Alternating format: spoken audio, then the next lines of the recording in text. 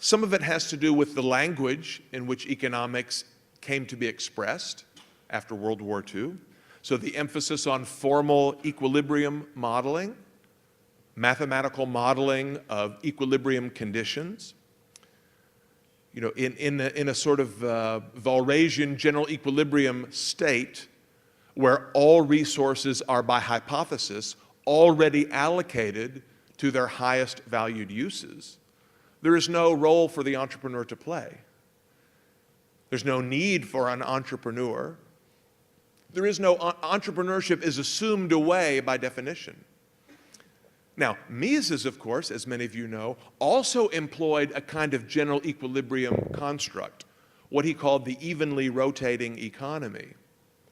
But Mises used this construct only in a very specific and limited sense for a rather narrow purpose. He did not analyze the evenly rotating economy as the basic means of explaining market phenomena. By contrast, within mainstream neoclassical economics, formal equilibrium models are the standard tools that are used to explain all kinds of everyday economic phenomena. So if you use a formal equilibrium model, a mathematical equilibrium model, to analyze things in economics, why would you need to consider the entrepreneur? Why would you need to bring the entrepreneur into your analysis? You wouldn't.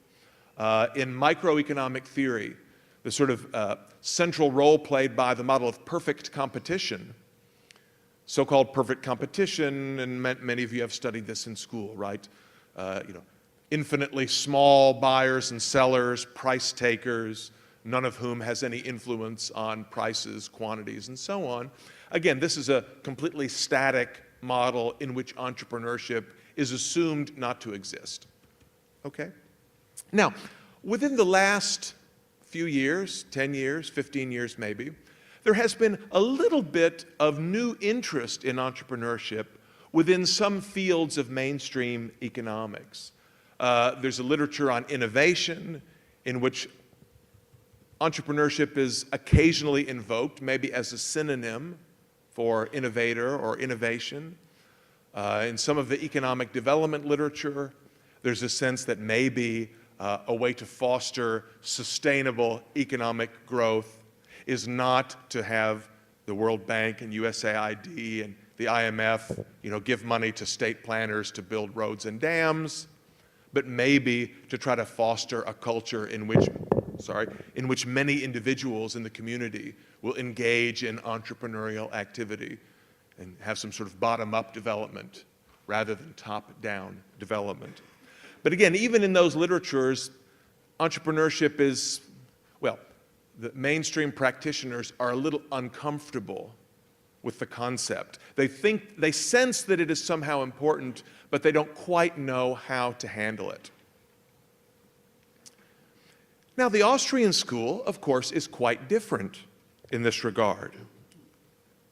The Austrians have always given central importance to the entrepreneur in their theories, in their models of economic activity. Cantillon, I already mentioned, could be considered a sort of proto-Austrian or pre-Austrian thinker.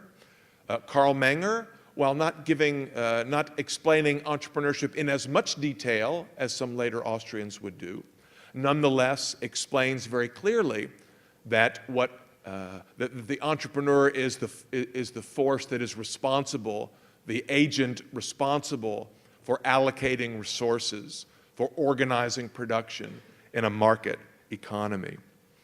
The writers, sometimes known as the Anglo-American Austrians, so writers in Britain and in the US, such as Frank Fetter, Herbert Davenport, Philip Wicksteed, to some extent John Bates Clark, provided some very fundamental analysis of the entrepreneur as a central agent in their theories of market competition and economic production.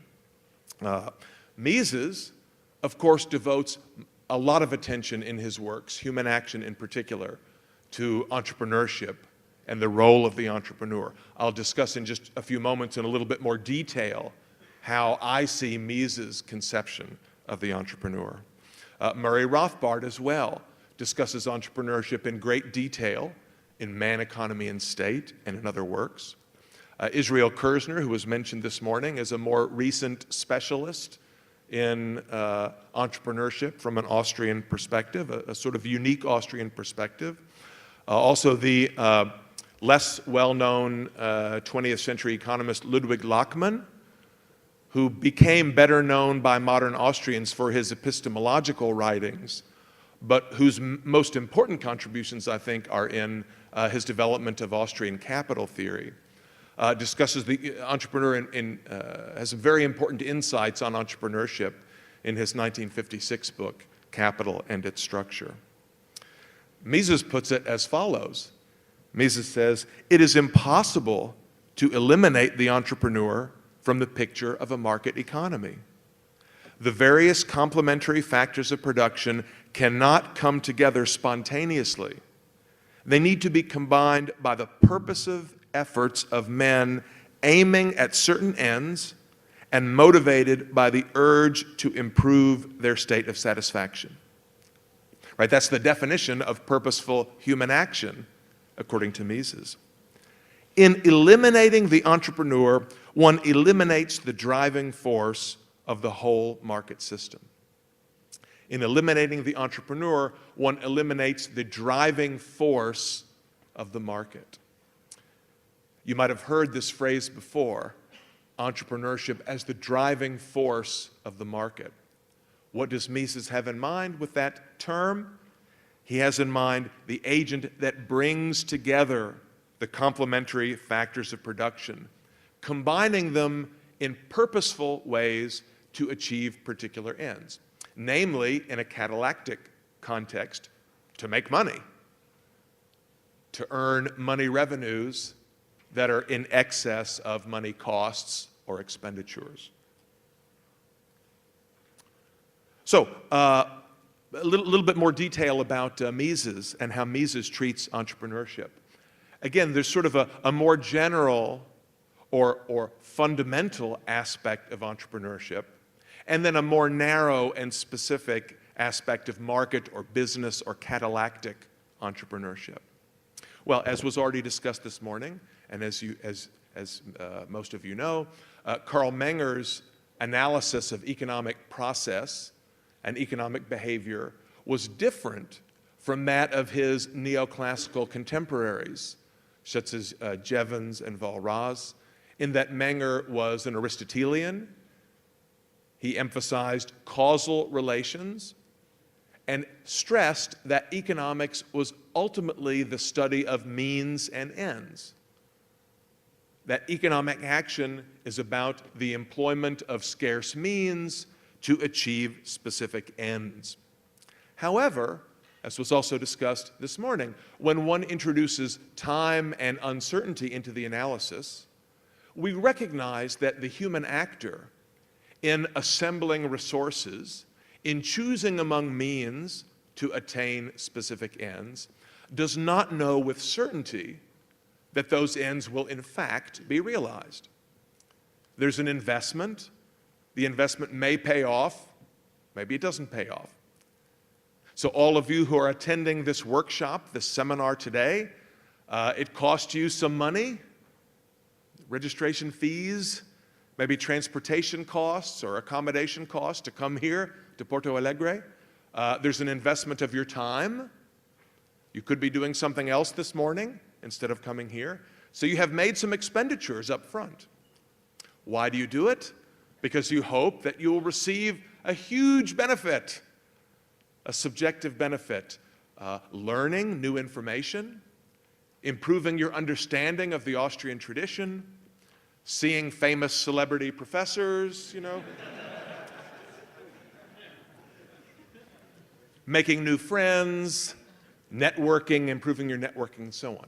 These are all benefits which you hope to achieve, and it's certainly the goal of the organizers and the speakers that when you go home tomorrow, you will be very, very satisfied, and you will, in your own subjective assessment, the benefits that you have received will be much more valuable than what you sacrificed to come.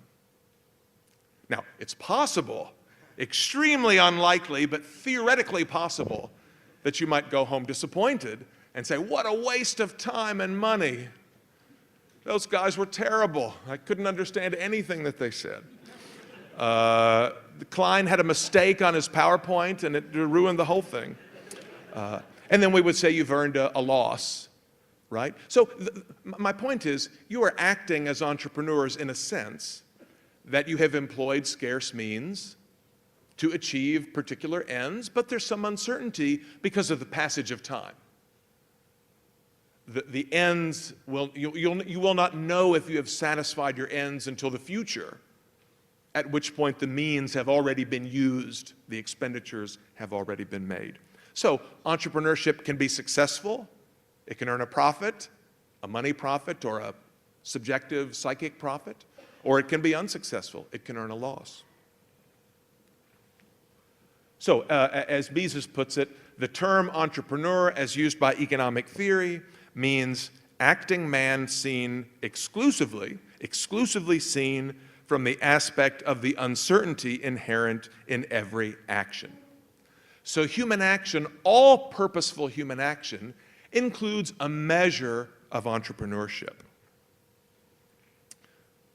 However, there's also a more sort of a narrow kind of catalactic or market or business entrepreneurship that is especially important in our study of markets and economic processes. So Mises and Austrian economic theory emphasize that the entrepreneur performs a distinct economic function. So we may think of different actors, different agents in a market economy performing different roles. So think of sort of ideal types, Weberian ideal types. We have laborers who exchange labor services for payments, wages and salaries. We have landowners who rent the use of their land in exchange for payments, rental payments. We have capitalists who own financial resources and make those available in advance to borrowers in exchange for payments, interest payments on the use of those resources. But we have another category of actor, the entrepreneurs, the returns to which are economic profit and economic loss. So the businessman rents some land and he hires some workers, he borrows some money, he produces some goods and services, he sells them on the market. If the receipts that he receives from selling his goods and services on the market are greater than the amount of money he has spent on wages and rents and interest, then controlling for discounting and time preference, if he has more left over, then he has a profit. The profit is the extra revenues that are in excess of his economic costs, taking the time value of money into account. If he is unable to sell his goods and services as much as he expected, or he cannot charge as high a price as he wanted, maybe he ends up with a smaller amount of money as revenues than he spent in costs, he has an economic loss. So profit and loss, if you like, are the returns or the rewards to the exercise of entrepreneurship. Entrepreneurs earn either profit or loss, while laborers earn wages, landowners earn rent, capitalists earn interest, and so on.